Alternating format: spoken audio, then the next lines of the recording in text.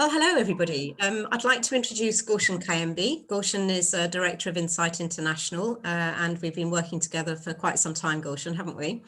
And also Gulshan has written very many of our programs, and in particular, the one that we'd like to talk to you about today is performance management. And I think probably the key question that we really think is so important is why is performance management important in schools? And in particular, we all know why it's important, but it's the manner in which it's conducted, Gulshan, isn't it?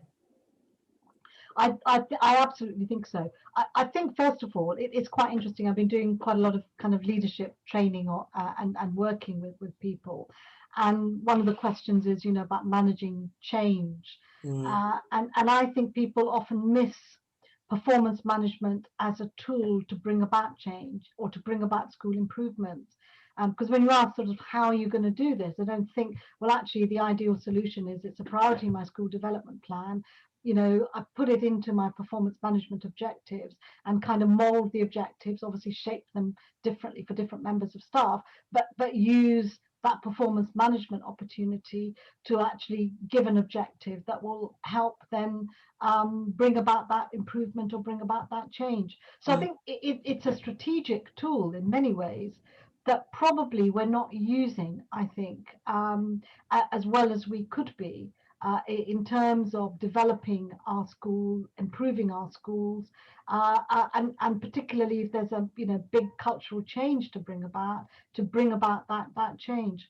I think coming to that second point about the manner in which it's done as well, I think there's a sea change in how people, not just in schools, but thinking more widely about other industries, both public sector and private sector organizations, are really thinking and rethinking how we do performance management. So it's not a tick box exercise. It's not something we do twice a year. We kind of have our main meeting, then we have a review, and then we come back again and we can tick off that we've done that and everybody's got objectives and so on and so forth.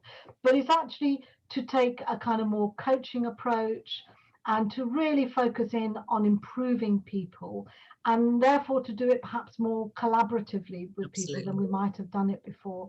But that coaching approach to bring about improvement and make sure that every individual that it works for us is A, valued, but B, is supported to be the best that they can be. So there's a lot of really good stuff, I think, going on. And I think educationally, we tend to get very sucked into or focused in on the education stuff. We need to look more widely. And I think when I've written the materials, I've done that. Look not just at what schools might consider best practice, but what any industry, what some of the top industries, across the globe are thinking about. This is how we do performance management. And it's that international outlook, the world, the best that we can see in the world internationally. Exactly. And I think, having read all of your modules now, because there are 8 modules, I'm right in saying? There are 8 modules, yeah. That is something that you've addressed, thinking about the international market and just drawing on the best practice globally. So can you just tell me just in a few sentences about the 8 module performance management training course that you've written? Yeah, first of all, I didn't think it would be possible to write 8 modules on performance management, but actually, I even thought of a 9th one I could have added, but I haven't added it. What I've done is to try and do it logically, starting at the starting point with the why. And that goes back to someone a lot of people are now talking about as well, Simon Sinek, who talks about the why question, the purpose.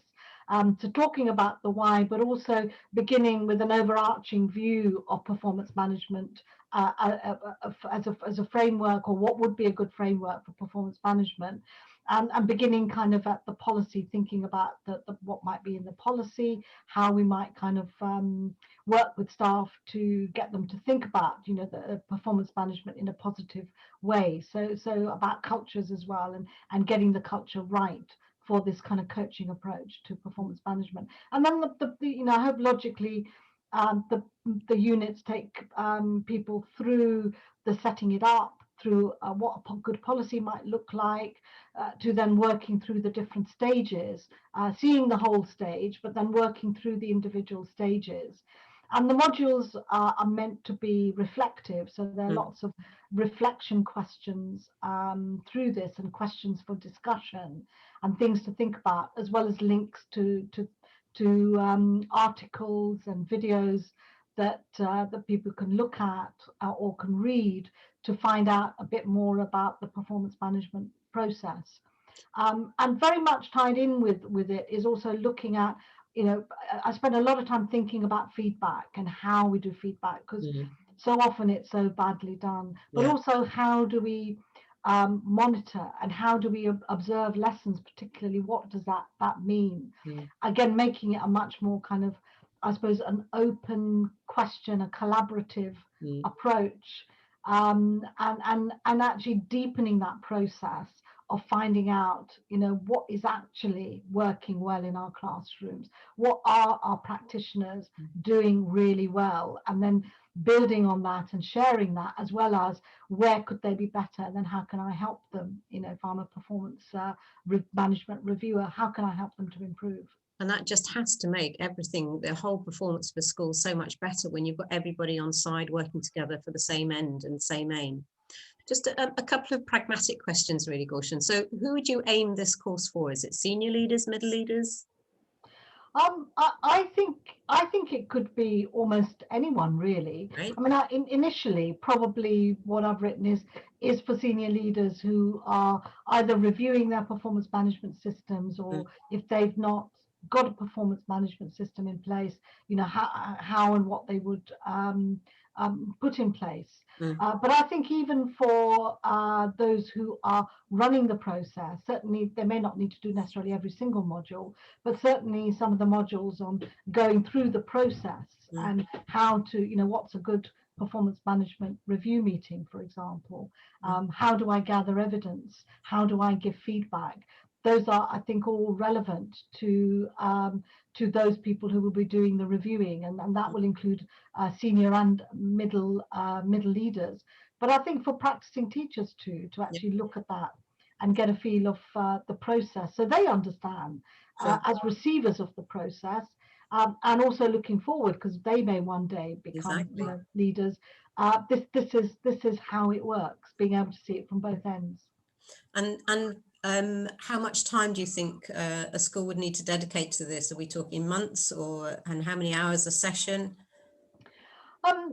That's a good question. I think because it's modular, and if we're doing it on a platform, that means that it can be quite flexible in terms of how long. So people could do it in a matter of weeks, sort of like, maybe one a week for every other week, or could stretch it out for a bit longer. But I'd suggest certainly not try to get it done within about 6 months or so, if it's flexible, 6 or 7 months, and not beyond that. Absolutely. Yeah. Okay. Gulshan, thank you so much. That's really helpful, and I'm sure people will come back to us if they'd like to take part. So thank you very much. Bye. Thank you, Caroline. Bye-bye.